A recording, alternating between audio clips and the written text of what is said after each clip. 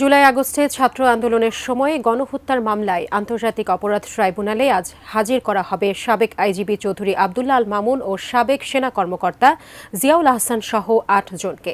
বিস্তারিত জানতে সরাসরি যুক্ত হচ্ছে আমাদের সহকর্মী জাবেদ আক্তারের সঙ্গে। তিনি আছেন এই মুহূর্তে ট্রাইব্যুনাল প্রাঙ্গণে।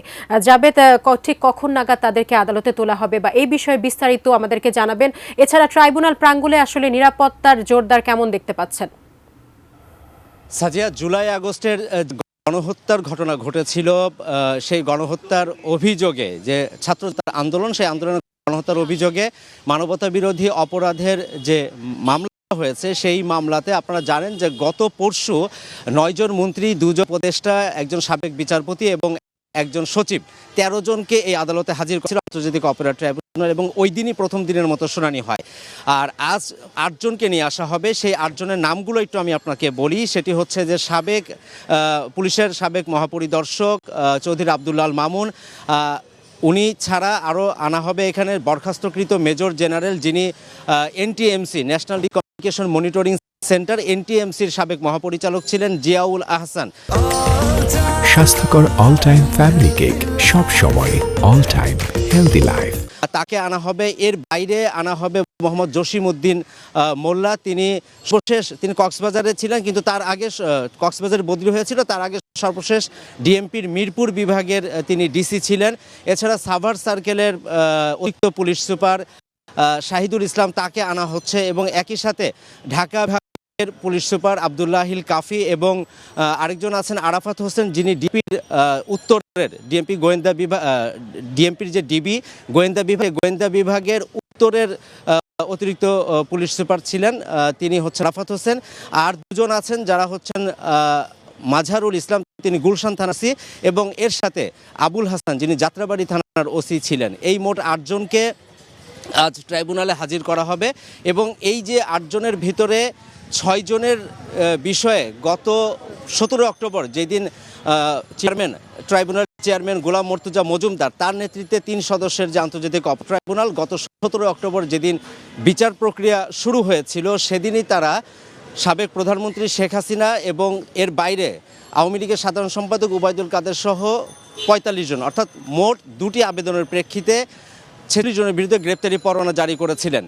আজকে যে 8 জনকে নিয়ে আসা হচ্ছে, সেই 8 জনের ভিতরে ওই যে 46 জনের বিরুদ্ধে যে গ্রেপ্তারি পরোয়ানা জারি করা হয়েছিল, তার মধ্যে এই 6 জন ছিলেন। 8 জনের ভিতরে 6 জন যারা ইতিমধ্যেই বিভিন্ন মামলায়, আপনারা জানেন যে এই ঘটনায় শুধু জুলাই আগস্টের গণহত্যার যে ঘটনা, সেটি মানবতা বিরোধী অপরাধের যে মামলাটি আন্তর্জাতিক অপরাধ ট্রাইব্যুনালে হয়েছে, তার বাইরেও কিন্তু বিভিন্ন থানাতে এই মামলাগুলো হয়েছিল। সেই মতে তারা গ্রেপ্তার হয়ে ইতিমধ্যেই তারা কারাগারে আছেন।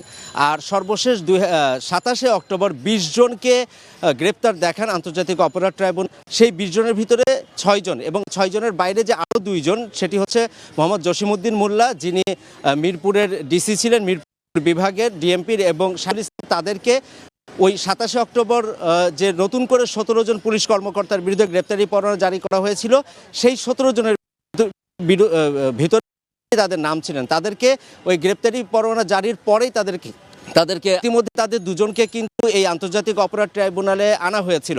শাহিদুল ইসলামকে আনা ছিল 31 অক্টোবর এবং জসিমউদ্দিন মোল্লা, তাকে আনা হয়েছিল 30 অক্টোবর। এই দিন তাদেরকে গ্রেপ্তার করা হয়েছিল 2 জনকে, একজনকে সাভার থেকে, আরেকজনকে নরসিংদী থেকে। এবং গ্রেপ্তারের পর তাদেরকে যখন ট্রাইব্যুনালে হাজির করা হয়, এই আন্তর্জাতিক অপরাধ ট্রাইব্যুনাল জুলাই আগস্টের গণহত্যার যে মামলা, সেই মামলায় তাদেরকে গ্রেপ্তার দেখিয়ে কারাগারে পাঠিয়ে দেন। আজকে তাদের আসলে দ্বিতীয়বারের মতো আসা হচ্ছে। কিন্তু এই যে সাবেক আইজিপি চৌধুরী আব্দুল্লাহ আল মামুন, এনটিএমসির সাবেক মহাপরিচালক জিয়াউল আহসান, তারপরে মাঝহারুল ইসলাম, আরও যাদের নাম বললাম, তারা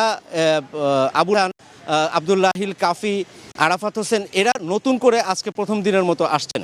সবচেয়ে বড় কথা হচ্ছে যে জুলাই আগস্টের গণহত্যার যে ঘটনাগুলো তখন ঘটেছিল, তখন আন্দোলনে সাধারণ ছাত্রদের উপরে, জনতার উপরে যে নির্বিচারে গুলি চালানো হয়েছিল, সেই সময় কিন্তু এই যে যারা পুলিশ কর্মকর্তা, তারা দায়িত্বে ছিলেন।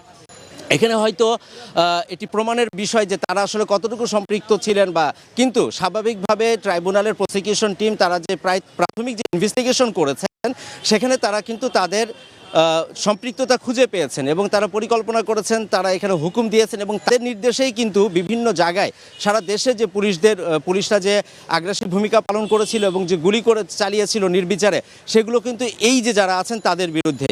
এখানে সবচেয়ে বড় বিষয় সেটি হচ্ছে আপনারা আশুলিয়ার ঘটনাটা নিশ্চয়ই মনে আছে, যে গুলি করার পরে লাশ পুড়িয়ে দেওয়ার ঘটনা। সেখানে এই আবদুল্লাহিল কাফি এবং আরাফাত হোসেন এই দুইজনের সম্পৃক্ততার বিষয়টি তারা প্রাথমিকভাবে পেয়েছেন। যারা একটা সময় নির্দেশে এত নির্বিচারে গুলি চালানো হয়েছিল, এরকম বড় একটি গণহত্যার ঘটনা যারা ঘটেছে, তারাই আজ আন্তর্জাতিক অপরাধ ট্রাইব্যুনালে আসবেন এবং এখানে যেটি প্রসিডিউর নিয়মিত তাদের যে হাজিরা, সেই হাজিরার ফলে ট্রাইব্যুনাল প্রসিকিউশন টিম থেকে তাদের কারাগারে আটক রাখার যে আবেদন সেটি জানানো হবে।